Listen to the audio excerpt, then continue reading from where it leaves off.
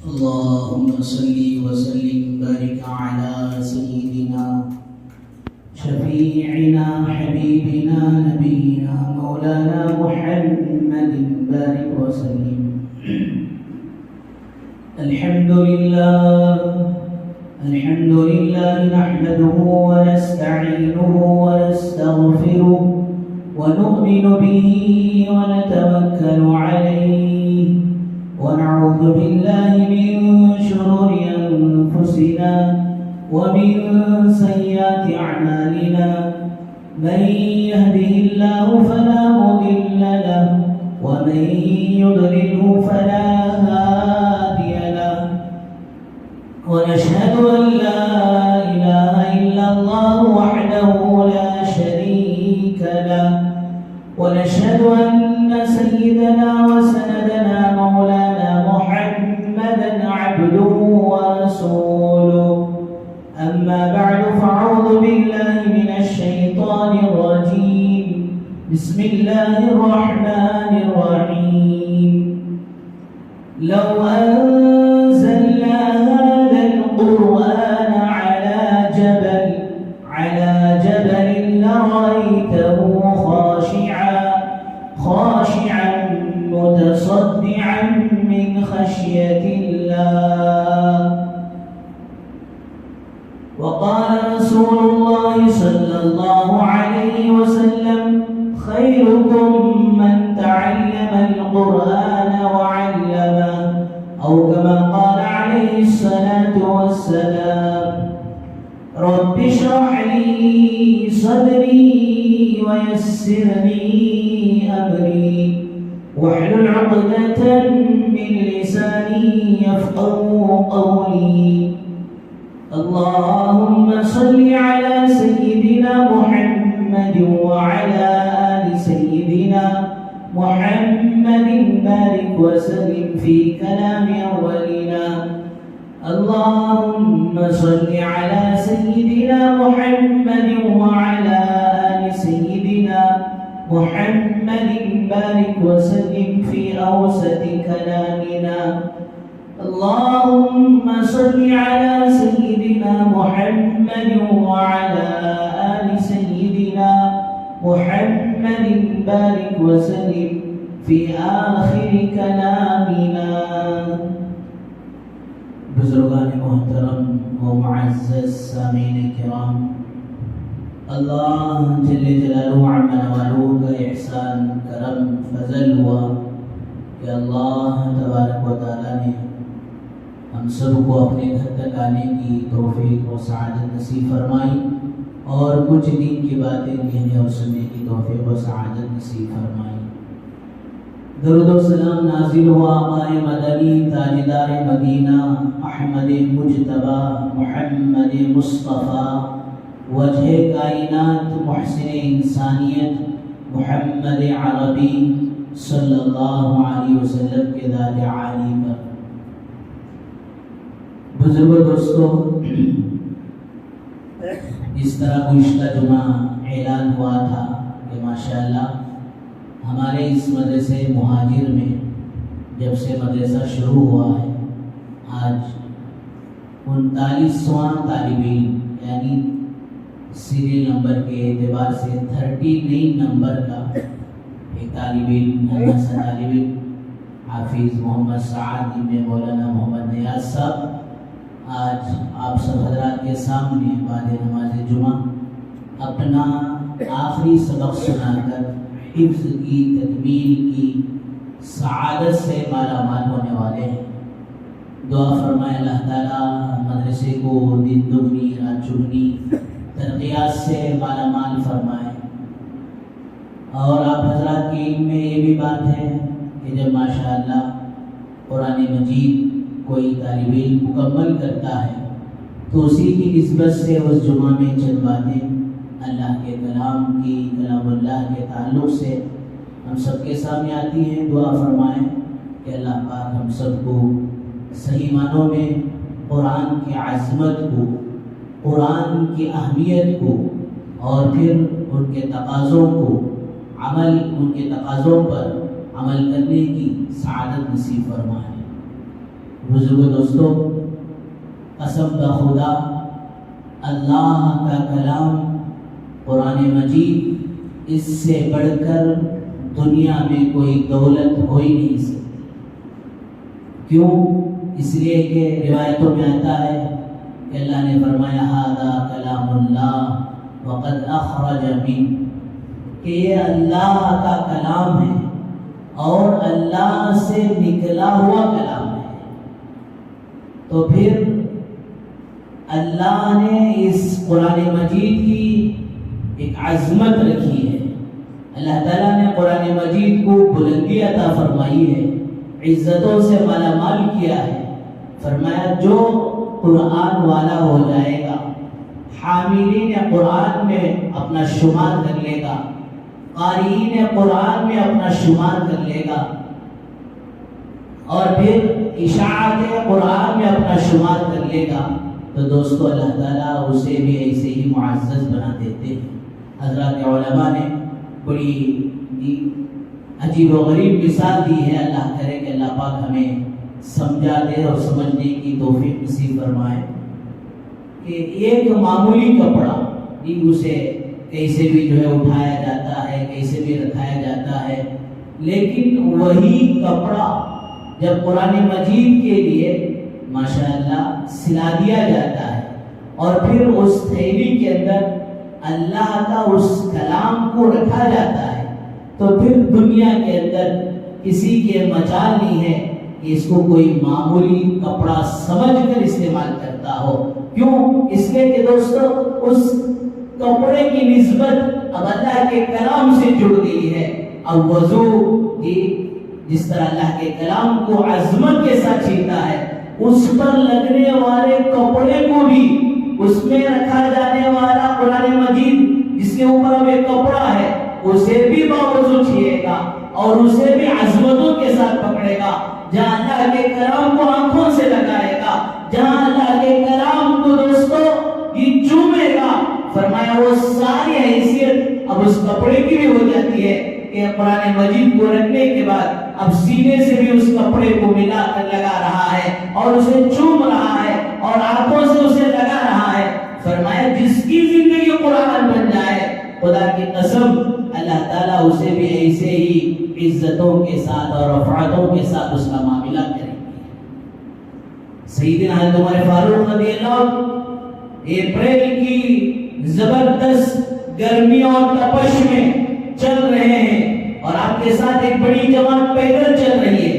چلتے چلتے ایک وادی کے پاس، ایک جنگل کے پاس آپ کھڑے ہو گئے اور پھر کھڑے ہو کر اوپر سے اس وادی کی طرف بغور دیکھ رہے ہیں، جبکہ سورج بڑی تیزی پر ہے،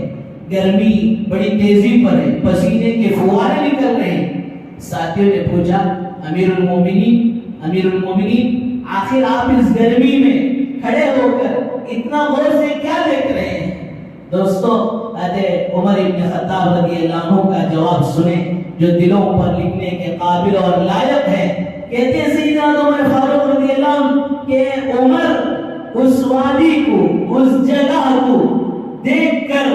یہ اپنی پرانی زندگی کو یاد کر رہا ہے کہ میرا باپ خطاب مجھے اونٹ چرانے کے لیے اس وادی میں، اس جنگل میں، اس جگہ میں بھیجتے تھے،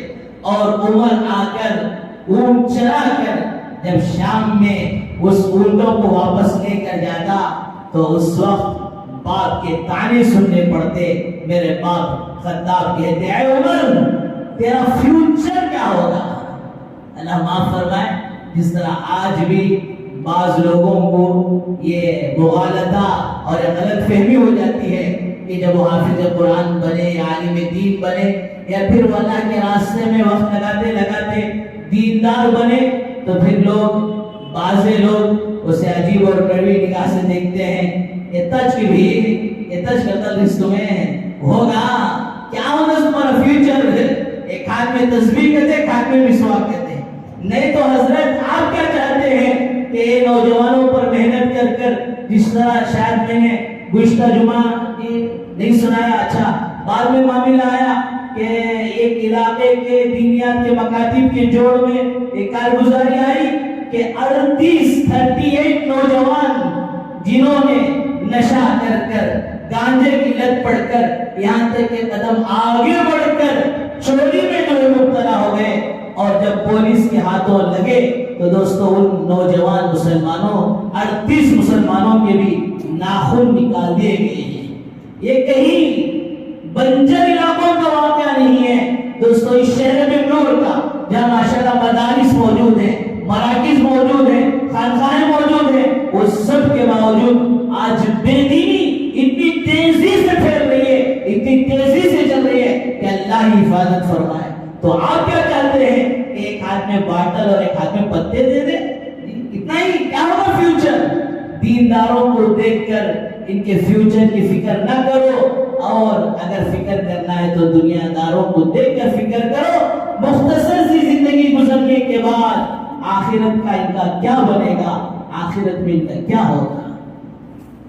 تو عرض کر رہا تھا سامعین کرام کہ حضرت عمر رضی اللہ عنہ کے باپ کہتے تھے تعجب سے, اے عمر تیرا فیوچر کیا ہوگا, تیری زندگی آخر آگے کیسے چلے گی کہ تجھے ایک اونٹ کو کھلا کر پیٹ بھرا کر چارہ چروا کر لے کر آنے نہیں ہو رہا. عمر تیری زندگی کیسے وہ کامیاب بنے گا. تو دوستو سیدنا عمر فاروق رضی اللہ عنہ وہ سارا منظر اپنے ساتھیوں کو سناتے ہیں. جس عمر کو ایک اونٹ چلانا نہیں آتا تھا, آج اللہ نے کتنا بڑا کرم کیا اس ایمان کی وجہ سے, اس قرآن کی وجہ سے, اس اسلام کی وجہ سے. آج عمر لوگوں کو چلانے والے امیر المومنین بن گئے. اس پرانے دور کو دیکھ کر یاد کر رہا ہوں. بزرگان محترم, یہ کوئی معمولی کلام نہیں ہے, اللہ کا کلام ہے. اور جب یہ اللہ کا کلام تھا تو اس کے اندر روح بھی تھا, اس کے اندر جلال بھی تھا. لیکن اللہ تعالیٰ نے یہ فضل احسان کرم کیا کہ اگر وہ براہ راست روح اور جلال کسی انسانوں پر کیا اگر پہاڑوں پر اترتا, جسے قرآن کہتا ہے, آپ حضرات نے بھی بارہا یہ نمازوں میں حضرات علماء کرام سے ان آیتوں کو سنتے ہیں, لو انزلنا هذا القرآن, اگر ہم اس قرآن کو اتارتے علی جبل, پہاڑوں پر, جن پہاڑوں کو زمین کے ہلنے پر بیلنس کرنے کے لیے, والجبال اوتادا, یا قرآن مجید کو, قرآن مجید میں کیا کہتے ہیں, ان پہاڑوں کو ہم نے زمینوں پر میخ بنا کر کنٹرول کرنے کے لیے زمین کو ہم نے اتارا ہے, ان پہاڑوں پر اتارا جاتا, لرأيته خاشعا متصدعا من خشیت اللہ. اگر اے مخاطب تو دیکھتا کہ اللہ کے خشیت سے, اللہ کے خوف سے وہ ریزہ ریزہ ہو جاتا. جس طرح ایک سورج کی گرمی اگر براہ راست پڑتی ہے تو اس کی تپش بہت زیادہ ہوتی ہے, لیکن وہ چاند سے لگ کر مل کر اس کی تپش کچھ, وہ سورج کی گرمی چاند کے نرمی میں مل کر نرم گرتی ہے. اگر براہ راست گرے تو اس کی گرمی اور تپش اور زیادہ ہو جائے. تو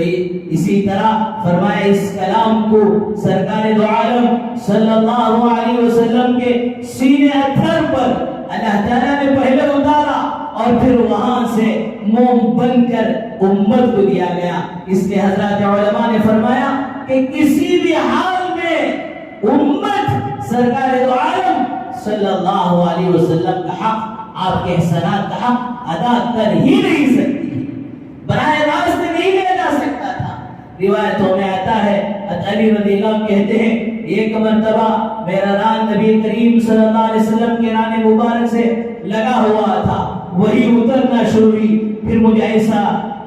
بوجھ محسوس ہونے لگا, مجھے یوں محسوس ہونے لگا کہ اب میری ران کٹ کر ٹکڑے ٹکڑے ہو جائے.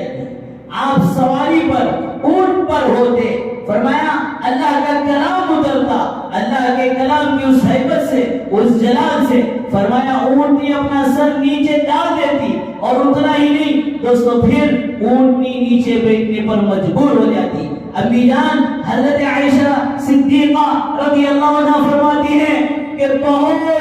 زبردست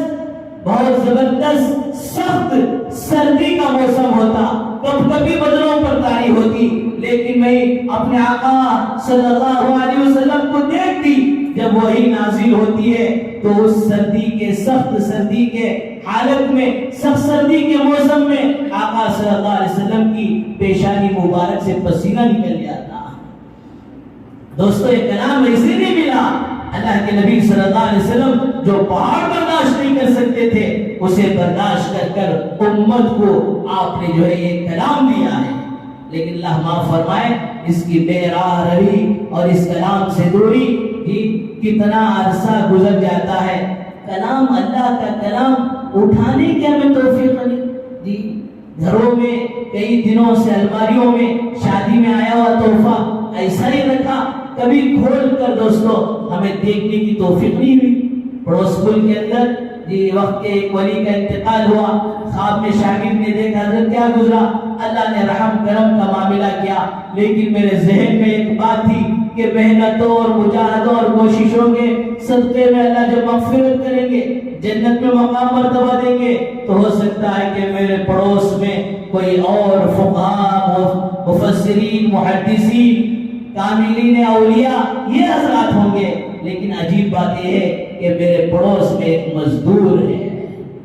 سننے والے کو بڑی حیرانی ہوئی، ان کا مقام مرتبہ تو اتنا اونچا، اور پھر ان کے پڑوس میں ایک مزدور۔ اس کے گھر گئے اور جا کر تحقیق کی کہ تمہارے شوہر کا کیا عمل تھا۔ وہ جب کی عورت کہنے لگی کہ کوئی ایسا خاص عمل نہیں، کوئی پہنچا ہوا آدمی مزدور تھا، مزدوری کرتا تھا اور نماز پڑھتا تھا۔ نہیں، کوئی زندگی میں ایسا عمل ذرا سوچ کر بتاؤ۔ تو پھر وہ بیوی سوچ کر کہتی ہے میرا شوہر مزدور اور نمازی کے ساتھ جاہل بھی تھا، کبھی اللہ کا کلام اسے پڑھنا نہیں آتا تھا، لیکن معمول یہ تھا کہ فجر پڑھ کر آ کر المار سے قرآن اٹھا لیتا، بڑی محبت سے، بڑی رشک کے ساتھ اسے دیکھتا جاتا اور کہتا ہے اللہ تو نے یہ کلام کتنا پیارا نازل کیا، تو نے یہ کلام کتنا اچھا اتارا، میں کیسا جاہل ہوں، زندگی گزر گئی، اے اللہ تیرے کلام کو میں نہیں پڑھ سکا، تیرا کلام مجھے پڑھنے نہیں آتا۔ وہ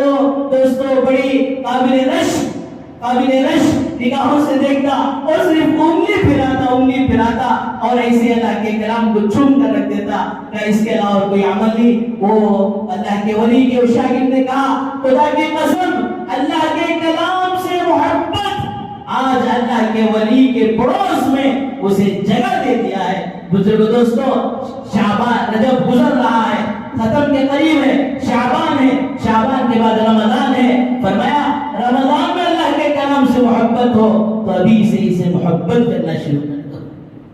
بہرحال بزرگ دوستو حافظ قرآن وہ بڑا ہی خوش نصیب ہوتا ہے، اور حافظ قرآن کے والدین بڑے ہی خوش قسمت ہوتے ہیں کہ اللہ کا کلام ان معصوم بچوں کے سینوں میں ہوتا ہے، جس کی وجہ سے ان کے والدین کو نور کا تاج پہنایا جائے گا۔ بچوں کے ذہن میں ایک بات آ سکتی ہے، محنت پڑتی سو ہمیں گھر میں بیٹھ کو ماشاءاللہ آئس کریماں بھی کھائے، دعوتاں کو بھی گئے، شادیاں کو بھی گئے، پھرنے بھی گئے، ہمیں کام بھی گئے، صبح کا سورج نکلنے کے بعد، شام کا سورج ڈوبنے کے بعد اللہ کے کلام کو ہم دیکھ رہے ہیں اور کلام ہمیں دیکھ رہا ہے، اور جو مدرسے میں پک رہا ہے ناشتہ پک گیا، کہاں گھر میں امی نکونی یہ کھچڑی ذرا میاگی بنا کے آلو بھی ہونے لے میرے لال میاگی ریڈی، آرڈر دے کر کھانے والے اب مدرسے کا ہی کھانا کھا رہے ہیں، لیکن اب ماں باپ کو نور کا تاج پہنا جا رہا ہے۔ محترم طلبہ عزیز، اللہ پر جلدی شکوہ نہ کرو، اللہ کہتے ہیں دیکھو میرے بچوں، بچپن میں ہر معاملے میں تمہارے ماں باپ تمہارے لیے چوائس کرتے تھے، کپڑے ان کے پسند کے تمہیں پہنایا کرتے تھے، اور کھلونے ان کے پسند کے تمہیں دلایا کرتے تھے۔ یہ حافظ قرآن بنانے میں بھی انہی ماں باپ کی پسند تھی، جس کی وجہ سے سعادت انہیں مل رہی۔ اور پھر وہ حافظ قرآن دوستو فرمایا کہ جو سفارشی بنے گا اپنے خاندان کے 10 افراد کے لیے، یہ کوئی معمولی بات نہیں، ویزا ہے ان کے پاس، جنت کا ویزا ہے۔ ہاں لیکن ایک بات حضرات علماء نے اس کی تشریح میں لکھی ہے کہ اگر خاندان کا کوئی فرد کبھی اس حافظ قرآن کو ٹوکتا تھا یا پھر نکتہ چینی کرتا تھا، کیا کم پڑھی کیا، حافظہ عالمہ کم پڑھی کیا، کہتے ہی ایک انجینئر کے، ایک ڈاکٹر کے، ایک فلاں کے بن جانا تھا، یہ بھی کلمہ پڑھنے گیا۔ فرمایا اللہ کے کلام پر انگلی اٹھانے والا، اللہ کے کلام کو نعوذ باللہ من ذلک فضول سمجھنے والا، فرمایا اللہ کہتے ہیں کہ دیکھ تو جس کی چاہے اپنے خاندان میں سفارش کر لے، تیری سفارش قابل قبول، لیکن یہ جو نکتہ چینی کیا ہے اس کے بارے میں ہر کی سفارش نہیں کرنا اور اس کی سفارش قبول بھی نہیں کی جائے۔ بہرحال بزرگ دوستو، اللہ کے کلام کو عظمت کی نگاہ سے دیکھو، اسے سینے سے لگاؤ، اور پھر اللہ کے کلام پڑھانے والوں کا ادب احترام کرو، ان پر خرچ کرنے کو فخر سمجھو۔ پڑوس ملک کے ہی خواجہ صاحب نام کے خواجہ قریشی صاحب ماں باپ لے جا کر بچے کو مدرسے میں جما رہے ہیں، استاد کہہ رہے ہیں تعلیم تو ملے گی، مطبخ نہیں ہے اور کچن مدرسے میں نہیں ہے، روٹی کا انتظام خود کرنا، کہا روٹی تو میں بھی کھلا سکتا تھا، ہر اعتبار سے قربانی دے کر میرا بچہ پڑھے اس لیے لا کر آپ کی خدمت میں دیا ہوں۔ ماشاءاللہ پڑھائی شروع ہو گئی اور وہاں محلے سے جی کھانا آتا تھا۔ آج بھی اس ساؤتھ کے اندر لال پیٹ تمل ناڈو کا ایک علاقہ ہے، کئی سالوں سے مدرسہ ہے لیکن مدرسے میں کچن نہیں، جتنے گھر رہتی وتے طلبہ رہتی، ہر گھر سے ماشاءاللہ ایک بچے کا توشہ اس دن آ جاتا ہے، اور جس دن بچہ حافظ قرآن ہوتا ہے وہ گھر ماشاءاللہ پینٹنگ کیا جاتا ہے، گھر کے سارے افراد دوستو حقیقی محبت دیکھنا تو ان کو دیکھنا، سارے حضرات نئے کپڑے سلاتے ہیں، اس بچے کو نئے کپڑے سلاتے ہیں، اس بچے کے رشتہ دار پیرنٹس آ جائیں تو اس گھر میں قیام کرتے ہیں، وہ عید کا سما ہو جاتا ہے۔ بہرحال اس بچے کے لیے کوئی روٹی کا نظام نہیں تھا، شام گزر گئی، مدرسے کی دیوار پر بیٹھ کر بچہ رو رہا ہے، اچانک ایک پردہ کھلا تو ایک بوڑھی ماں بلا رہی، بیٹا ادھر آ جاؤ، کیوں رو رہے ہو؟ کہا قرآن مجید کی تعلیم حاصل کرنے کے لیے تو آیا ہوں لیکن روٹی کا ماں نظام نہیں ہے، کہا میرا شوہر انتقال ہو گیا، میرے بچے کوئی نہیں، اللہ سے دعا کرتے اللہ اکیلی ہوں، کھانے کے لیے کسی مہمان کو بھیج دے، بیٹا آج شاید دعا قبول ہوگی تو ہمیشہ میرے ہاں روٹی کھانا۔ بہرحال سلسلہ سال، 1.5 سال، 2 سال چلا، جب بچہ حافظ قرآن ہوا تو سوچا جا کر روٹی کھلانے والی اماں کو سب سے پہلے خوشخبری سناؤ۔ اب گیا، جاتے کیا دیکھتا ہے، باہر ہجوم لگا ہے، پوچھا کیا ہوا، کیوں ہجوم لگا ہے؟ کہا یہ بوڑھی ماں بیٹا جو تجھے روٹی کھلاتی تھی آج اس کا انتقال ہو گیا۔ اب دوسرے دن ایک آدمی نعرے لگاتے آ رہا ہے، ارے وہ بوڑھی ماں جو کل انتقال ہوا، میں نے خواب میں دیکھا، وہ بہترین پوشاک پہنی ہے، لباس پہنی ہے اور عمدہ مسئلے پر بیٹھی ہے، علی الارائک متکئون، اللہ اہل جنت کو بڑے بڑے مسئلوں پر گدے ڈال کر وہاں بٹھائیں گے۔ فرمایا میں نے اس سے پوچھا ماں یہ سب کیا ہوا؟ کہا اس مہمان رسول کو روٹی کھلانے کے صدقے سے اللہ نے میری مغفرت کر دی۔ بزرگوں دوستو، ان مدارس پر، ان اہل علم پر خرچ کرنے کو بوجھ نہ سمجھو، خوشی سے خرچ کرو اور اپنی یہ سعادت سمجھو کہ ہمیں ان پر خرچ کر کر مغفرت کا سامان بنانے کا اللہ نے موقع دیا ہے۔ بہرحال قرآن مجید کے حافظ قرآن کے بڑے فضائل ہیں۔ حضرت عبادہ بن صامت رضی اللہ عنہ روایت کرتے ہیں، نبی کریم صلی اللہ علیہ وسلم نے ارشاد فرمایا کہ جب کوئی قرآن کا عاشق، یہ میں بارہا کہتا ہوں، آج دنیا مال کے عاشق بن گئی، جی لا الہ الا اللہ، ادھر کا مال ادھر لا، کیسا دی بیان دے، کیسا دی ملیں دے، مال ملیں دے، مال کے عاشق، بیویوں کے عاشق، بچوں کے عاشق اور اس فنا اور ختم ہونے والی دنیا کے عاشق اور عہدے اور نظروں کے عاشق، اللہ حفاظت فرمائے۔ دوستو یہ سب کے سب بے وفا ہیں، خدا کی قسم اللہ کا کلام کبھی بے وفا نہیں ہو سکتا، سارے رشتے جہاں ختم ہوتے ہیں یہاں اس نے اپنا رشتہ جوڑنا شروع کر دیتا ہے۔ اللہ کے نبی صلی اللہ علیہ وسلم کہتے ہیں جب نہلانے والے جی اس عاشق میں قرآن کو نہلا کر جی کفن پہناتے ہیں تو یہ قرآن ایک نوجوان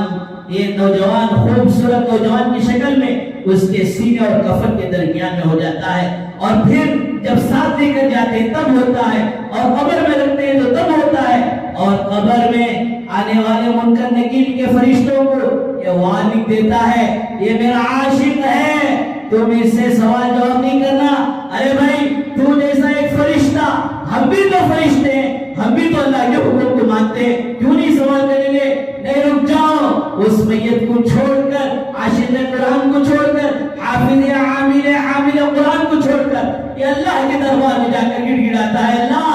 اللہ آپ کا وعدہ ہے عاشق قرآن کی مغفرت کریں گے، آپ اس کے ساتھ اکرام کا معاملہ کریں۔ واپس آتا ہے، میت سے پوچھتا ہے، دیکھ تجھے کوئی تکلیف تو نہیں ہوئی، کوئی کیڑا مکوڑا سانپ بچھو تجھے تکلیف تو نہیں دیا؟ اور پھر کہتا ہے ذرا نگاہ اوپر اٹھا، وہ حافظ قرآن، وہ عاشق قرآن نگاہ اوپر اٹھاتا ہے تو کیا دیکھتا ہے؟ 1000 فرشتے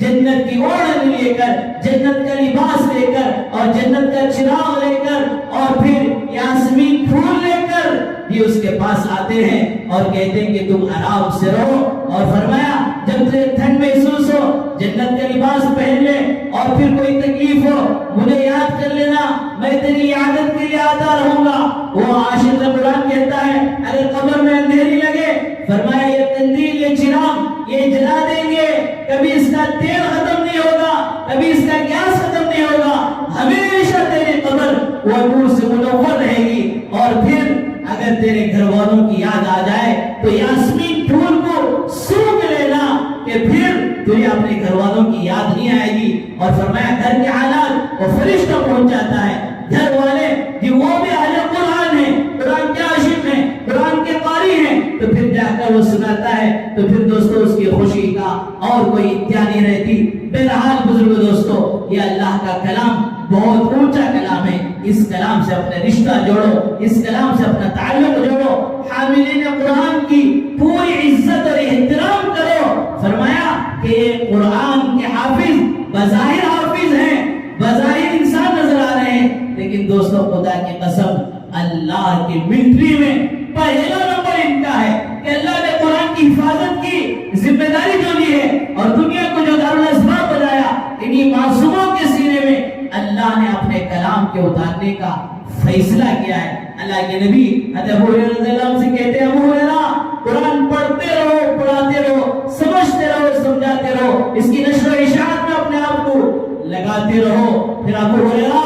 تم دیکھو گے اس قرآن کی خدمت پر اللہ وہ اعزاز کرے گا جس طرح لوگ کعبۃ اللہ کا طواف کرتے ہیں اور پھر آسمانوں میں بیت المعمور کو فرشتے جس طرح طواف کرتے ہیں، تیری قبر پر اس طرح فرشتے آیا جایا کریں گے۔ بہرحال بزرگ دوستو، یہ بڑی سعادت کی بات ہے کہ ماشاءاللہ آج ہمارے مدرسے میں ایک ہنّا سا طالب علم 30 پڑھواں طالب علم ماشاءاللہ اپنا آخری سبق سنا کر حفظ کی تکمیل کی سعادت حاصل کرے گا انشاءاللہ۔ نماز کے بعد دعا سے پہلے 5-10 منٹ کے لیے آپ سبھی حضرات حسب معمول تشریف رکھ کر اس بچے کی ہمت افزائی حوصلہ افزائی فرمائیں۔ اور پھر دوستو گزشتہ جمعہ کی طرح آج بھی ایک بات آخری بات کہہ کر بات ختم کر دوں، وقت ختم ہو چکا ہے، معذرت کے ساتھ کہوں اللہ نے جو کچھ نعمتیں دی ہیں، اولاد دی ہیں، مال دی ہیں، اسے سب اللہ کے دین پر لگاؤ، ملی رفعی کاموں میں لگاؤ۔ جس طرح آج حجاب کا مسئلہ ایک سنگین مسئلہ بن چکا ہے، ہر مسلمان کی